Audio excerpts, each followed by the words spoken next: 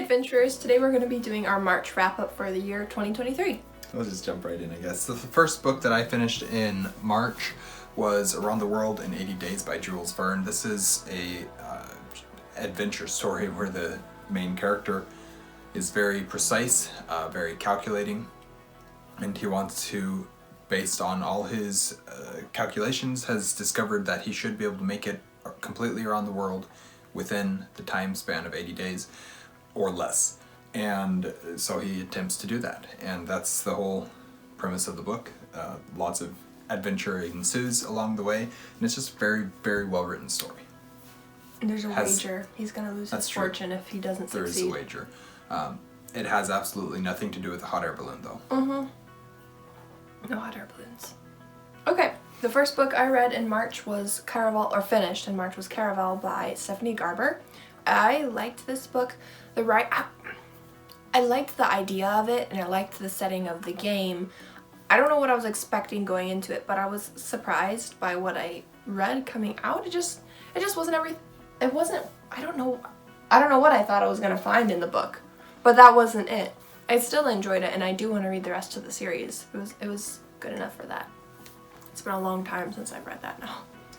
Yeah, I know. Beginning of March feels so far away. The next book that I finished was Through the Looking Glass.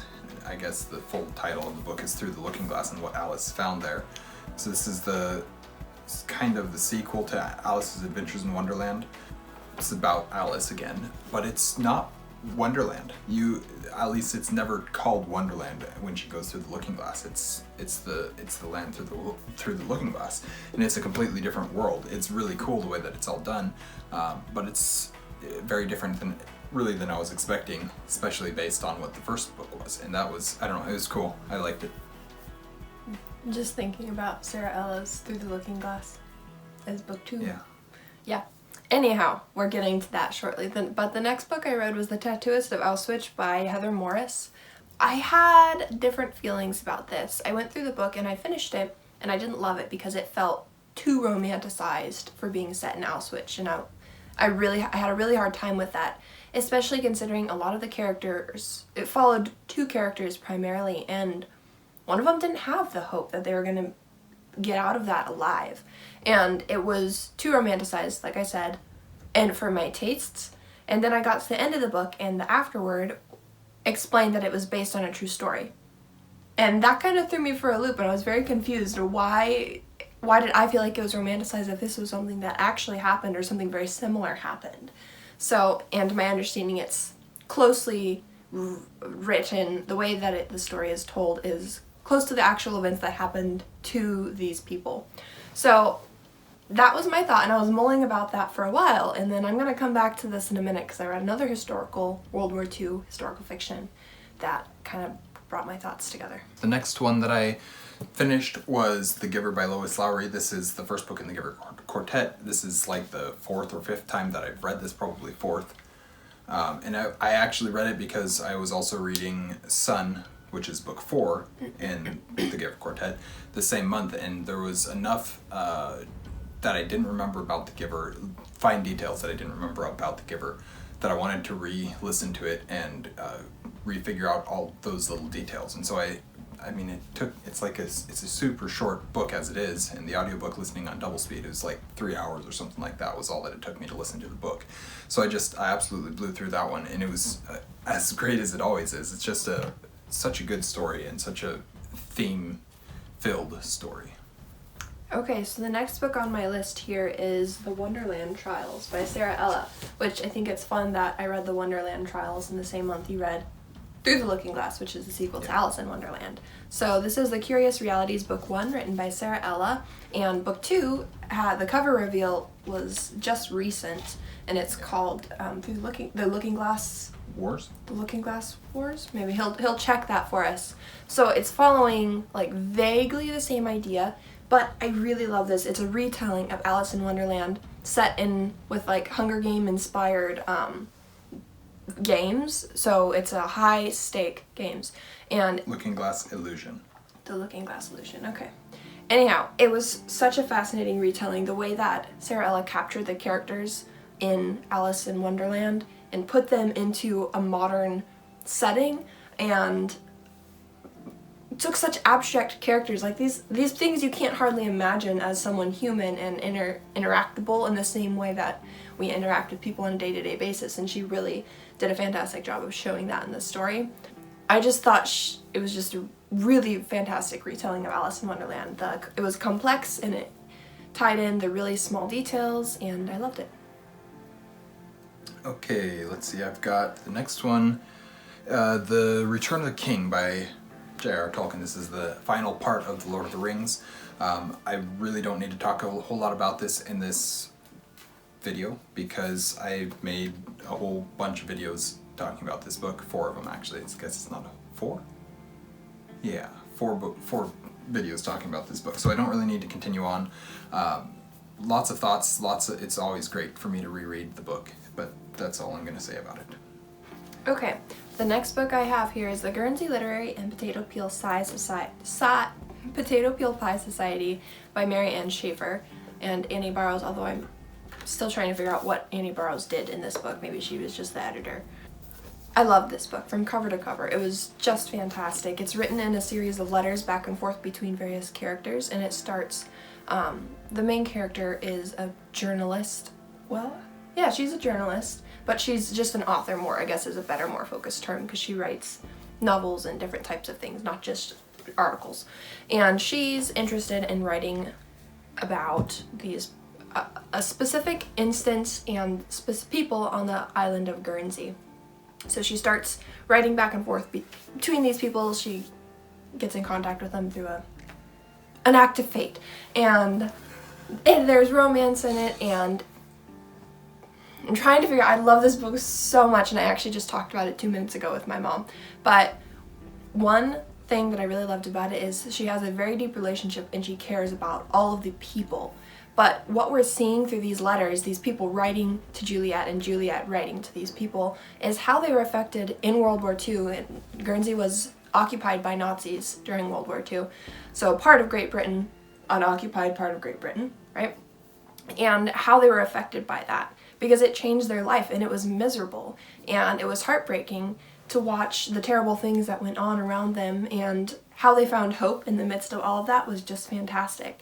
So this is the book I read shortly after The Tattooist of Auswitch, and I was trying to figure out, why did I dislike this book that was actually, like, the story actually happened in The Tattooist of Auswitch, compared to The Guernsey Literary and Potato Peel Pie Society, which is a fiction. Like, yes, historical events happen, and there could have been some, I'd have to do more research, there could have been influenced by real characters in this book, or real people into characters in this book, but why did I like this one so much more? And what I kind of came down to is that this one made me actually feel something. I felt I had sympathy, but I also had understanding of what the people went through, and they had hope in this book. One person had hope in The Tattooist of Auswitch, and this one didn't feel romanticized. And I maybe that's just gonna sound terrible, but I didn't like The Tattooist of Auswitch. And it wasn't just because it was a horrible setting and a horrible place, it was just the way that the book felt. It felt romanticized, it felt too dreamy. This felt like reality, and they both had elements of hope, and this one I think did it really well. So, it's my overcomplicated thoughts on my 2 historical fiction books this month. Then I finished Sun by Lois Lowry, so the 4th book in the Giver Quartet. This one, I actually read it with, Derek Bailey, the author of Digitarum, and I liked a lot of what was going on. I really, the Sun is split up into 3 parts, 3 books kind of thing, and first book, it feels very much like The Giver, the second book feels very much like Gathering Blue, and the third book feels very much like Messenger. And seeing that correlation between each of those parts and how it was tied into the story of the entire quartet was very cool, and I liked a lot of aspects about it, but there's some things, and I had a lot of thoughts. The discussion between Derek and I was really good, and we were able to talk about a lot of thoughts that I'm sure once I get to my review of this book, I will have more compiled them better into my brain. As of right now, I'm not entirely sure if I liked the last book or not. I think I did. I think mostly positive, but there are some things about it that I was intrigued by, or that I didn't love quite as much. But at the same time, it was, in some ways, it felt a lot like something Wicked This Way Comes, in the way that it was telling the story that it was telling. And that's a little bit confusing. Hopefully I'll remember to talk about that in the review, but the review is probably not going to be out till like August at this point. So we'll see what happens with that. Okay, so the next book I read in March was The Ship Beneath the Ice, The Discovery of Shackleton's Endurance by Minson Bound. So this is a nonfiction that I read. The story was, or the book was written in two parts. The first part was basically a failed expedition by Minson Bound, and the second part was the successful expedition where he found the Endurance shipwreck. And I wanted to learn, I enjoy the story of Shackleton, and I didn't actually know. I just got a book from the library. I wanted something to listen to, so I picked this, and I said, oh, I can handle a nonfiction today. And I like things about it. The first half of the book, the author focused too much on environmental things that I personally don't think affected the story. The book and the story he was trying to tell, it seemed like he was just trying to be an environmental activist and shove that in your face under the cover of the expedition to find the Endurance, which is kind of obnoxious, because if I want to read about that, I'll go read about it somewhere else. Don't try and fool me into it. I also have radical opinions upon such things. So that was obnoxious at the beginning, but he kind of veered away from it, and then he got really focused on what this book was actually supposed to be about. And the second half was interesting. It was interesting seeing I've read a couple books this year where this happens, where the author writes half the book, and several years later they write the other half, and them being able to look back in retrospect and see how their perspective has changed and what they've learned in that time is always really fascinating to me. So that was pretty neat. I still think I would just like to read Shackleton's diary and some of the other diaries of the people who were on the Endurance. Okay, so the next one that I finished was not Digitarum. I had the two switched in my ordering, and then I remembered, and I checked it, Can't talk at the same time. But so the next one that I finished was Butcher Baker Candlestick Taker, which is by Patricia Meredith. This is, so Patricia Meredith is the wife of Andrew D. Meredith, who wrote the Collation Saga and the Needle and Leaf series. I don't know if that's a trilogy or what. I know book 2 just came out in that one as well. I've really enjoyed the two Collation books that I've read by Andrew. And I've really enjoyed the discussions and the communication that I've had with both Andrew and Patricia. And so I was very excited to read Patricia's book. And it's a murder mystery, historical fiction murder mystery, it's set in Spokane, Washington, but I can't remember the exact timeline that it's set. The date flew out of my brain. But it's very character heavy. You follow there's 6, I think, main characters that you're following points of view of, and you just follow them through their lives as this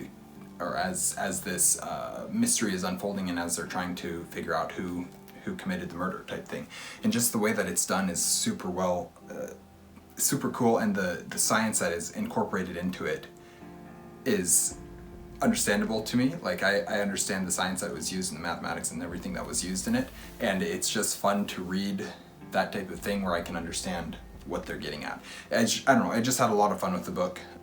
The audiobook was great for this one. That's what I listened to. But yeah, I'm gonna leave it there because I don't have thoughts formulated quite right for it.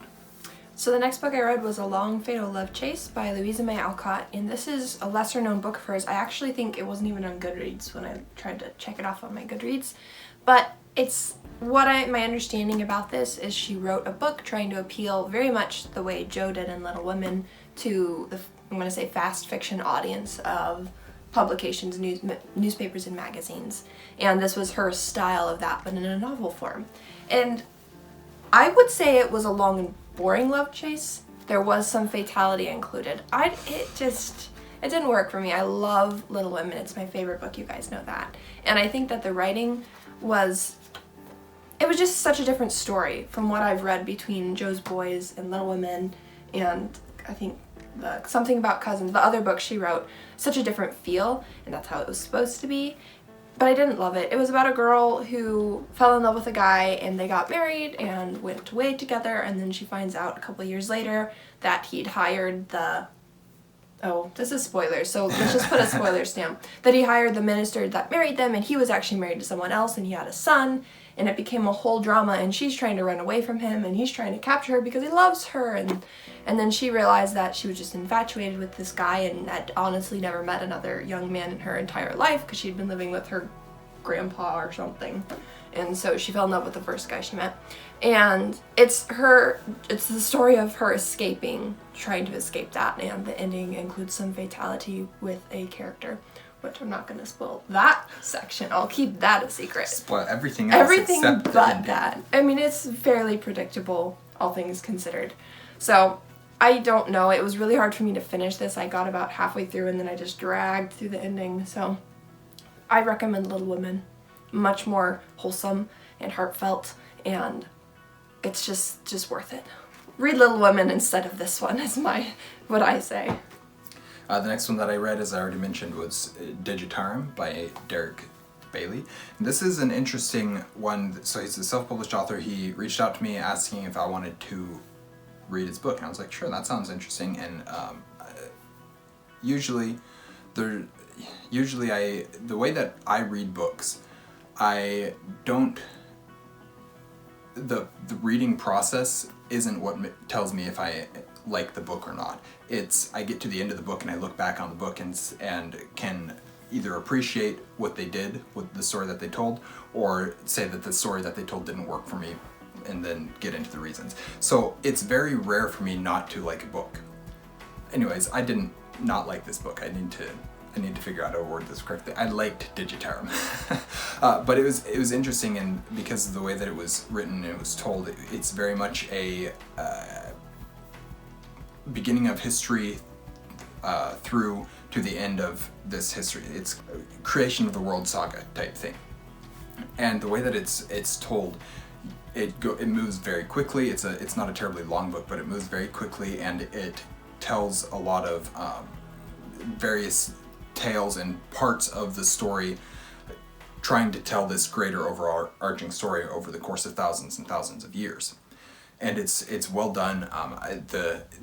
A lot of it feels very almost like a video game like, in the way that the characters are, because your 5 main characters are basically gods, and so they're creating things in the way that the descriptions are worded in terms of how they create things. It feels like a video game. It feels like Minecraft or Lego Worlds, or one of those other games where you build things and you pull things up out of the ground and you change the color of this and that, and you change what it's meant, the material of it, and all that kind of stuff. And it's really cool the way that it's all described and how it all tells the story. And then the ending comes, and I really like the ending, because it kind of recontextualizes what you think you know about this fantasy story. And I don't know, it's really cool, and I did very much enjoy this book. But I'll have a review that goes more into clearer thoughts later. So the next 2 books I read are going to be a little bit of a surprise to you guys, because I've made it pretty clear how much I dislike romance. However, when really stressful things happen in my life, or I'm under a lot of strain mentally, just trying to figure things out, I tend to resort to something that's easy to comprehend and that's not going to be complex in content, and that's fiction. That's romance fiction. So I read 2 romance books this month. One is The Thing with Feathers by McCall Hoyle, and I'm going to say the things I liked about it because I honestly don't think this is going to stick in my head, this book, much more. The author made use of, Emily Dickerson's poetry throughout the book. It was incorporated into the story, not just in the prose and the way that, as chapter headers and things like that, but actually into the story, and the characters interacted with that. The main character has epilepsy, and it's her story of going into public school from living at home in homeschool and having to make friends and live life, and she's very self-conscious about her epilepsy, and so it's kind of that whole tale, and she finds love and all of that good stuff in the romance book. So that's, I don't have strong opinions about it. I think it was a romance novel, I probably enjoyed it more than other ones I could have read. I chose carefully. I said the thing with feathers, that's a quote from Emily Dickinson. So, is it Dickinson? I think it might be Dickinson. Emily Can Dickinson. you look? Yeah. Okay. And do you want me to do one more? You go ahead. Okay, so the next book I read was It's Not Summer Without You by Jenny... Yeah, Dickinson. Dickinson. I'm so sorry. Dickinson. The next book is Not Summer Without You by Jenny Liu. I don't know who wrote this either. Okay. Well, you talk about it. It's Not Summer Without You. Anyhow, this is book 2 in the Summer I Turned Pretty series, which I read the book a while ago. I didn't like The Summer I Turned Pretty. It was about a 16-year-old girl who was so focused on deciding which three boys which of the 3 boys she was gonna fall in love with because she was Jenny Han, because she was all of a sudden pretty, and it just felt very shallow and immature in my mind. I did not like The Summer I Turned Pretty, but I was going for a nice fluffy shallow book, so I returned to the series, and I was pleasantly surprised by It's Not Summer Without You, because what happens at the end of The Summer I Turned Pretty is the focus of this book, and she starts to learn more about the characters. It still is very focused on the romance, and I think it's very weird that she's flip-flopping between 2 brothers and is just perfectly okay with that. It's more than a little strange at this point, especially knowing like some of what happens in the future in their character arcs. That is weird. I'm not gonna deny it. It makes me a little uncomfortable, but I did like it better than the first book in the series, so that's great. Go ahead. The last book that I finished in March was The Lost Metal by Brandon Sanderson. This is the 4th book in Mistborn Era 2, so the 7th book in the Mistborn series. And this book came out in November, something like that, and so it's been, or maybe earlier, I think it was November. And so I've been needing to read it so that I can stay caught up, especially since I love Mistborn. And I was like, why don't I put the audiobook on hold so I can get it eventually? And so I did that, and it came in March, and so I listened to it, and probably, I don't know, I love Era 2. It's not as good, Era 2 isn't as good as Era 1, but I love Era 2 for different reasons, and I think this last book might be my favorite of the series. It's kind of the culmination and the where you expect where I guess culmination is the best word for it, of where the characters have been and where they're supposed to end up, and the stories as well. And it wraps up the storyline that has been going through this past Era 2 books very well. It wraps up the characters nicely. It's a very good Sanderson book. The one thing that I have noticed, and a lot of other people think this or agree with me on this, is that Michael Kramer isn't my favorite audiobook narrator. I mean, he does fine, and I like his voices for the characters, but there's something about physically reading the books versus listening to him narrate them that I would prefer that I had physically read this book, and I didn't, and that's just the way that it's going to be. I think that I would have enjoyed it even more had I physically read it for the first time. So, a Sanderson book, I'll eventually have a review of it, and I'll leave it at that. Okay, so the next book I read was Mortal Sight by Sander Fernandez Rhodes, and this was so good, guys. It was so fantastic. So I always like when authors incorporate either poetry or books that are classical that we know, so like Emily Dickinson. Yeah, like Emily Dickinson in A Thing with Feathers, and Sandra Fernandez Rhodes incorporated John Milton's Paradise Lost very heavily into this book, and it was really, really cool. The way that the character started out knowing about John Milton, and then how she learned more about him, the whole world that she was brought into. It's focused on spiritual warfare, but in a very literal sense. But it's just such a fantastic book. It's so enjoyable. The themes are subtle and strong. They're subtle, but they're strong themes within themselves. And I just love the whole story. The characters were fun and relatable, and it's a clean read, and I would just recommend this to everybody. It was so good. I loved it. I have one more book. Yep. I also read Go Set a Watchman by Harper Lee. This is the sequel, kind of, to Kill a Mockingbird. And I don't have great reading comprehension in general. And this was a book I really struggled to follow what was going on in here. By the end, I do think I understood what the author was trying to say, and that was... It was a complicated book. I need to listen to someone else's thoughts on this because I don't know how to formulate my own yet, and I think hearing someone else talk about it would give me ideas on what I would want to say about it. Anyhow, it was complicated. It was dealing with a very specific issue that Jean Louise was encountering now she's in her adulthood, and it affected her relationship with the love interest, and it affected her relationship with Atticus, and it was very interesting. She reacts really strongly, and she's Jean Louise, and there was good things and bad things about that, and it ends with, I mean, this synopsis on the back cover: every man's island, Jean Louise, every man's watchman is his conscience. And that's kind of the whole idea of the book, is that the verse in the Bible that says go set a watchman, you should read that one if you're that verse, and try and get the idea, because it's going to help you understand what this book is about. And the base, basically, it's calling out on something wrong that's happening, so it's focused on the conscience. It's a very complex book. And like I said, my reading comprehension is not good, and that was probably more than my brain could handle, but it was... I sat through the audiobook like this a lot of times. I'm like, I'm really confused, but I got through it. This has turned into a really long wrap-up because we both have a lot of books this month. So we'll go ahead and wrap it up. If you guys have read any of these books or have thoughts on them, especially since we have, some of mine at least were flip-floppy with my thoughts, let us know.